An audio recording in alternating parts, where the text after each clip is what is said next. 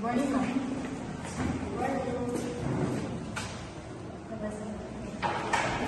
I'm here to apply for your company. This is my resume. Ms. Nika, your resume is so impressive, but this position requires a strong leadership. Men are usually suited for this kind of role. I believe leadership is not all about gender.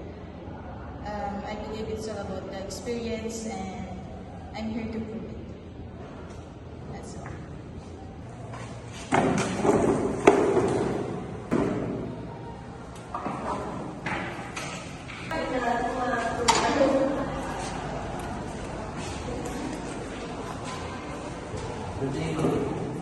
Before you have a seat, I'm interested in applying for a senior position. I have 30 years of experience in this field. Mr. Atienza, honestly, we're looking for a younger employee for this role. Younger ones learn faster and have more energy. But I have the skills and experience for this job. I am confident I can handle it. I'm sorry, but we prefer someone younger.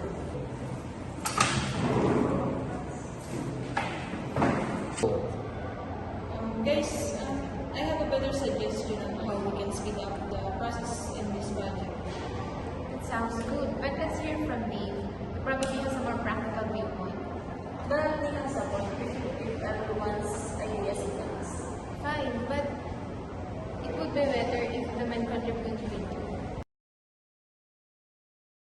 There's a way to make our work easier by using our old system. Maybe that system doesn't work with the new technology. It's better if the younger ones handle it.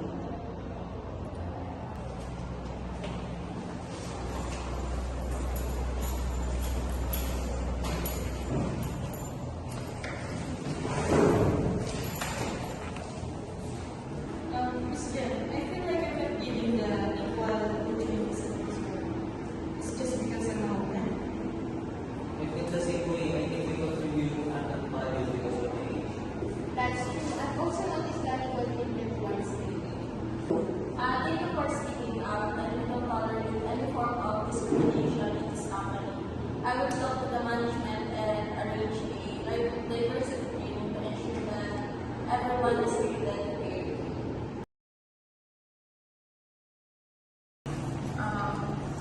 All employees, regardless of gender or age, have equal rights opportunities.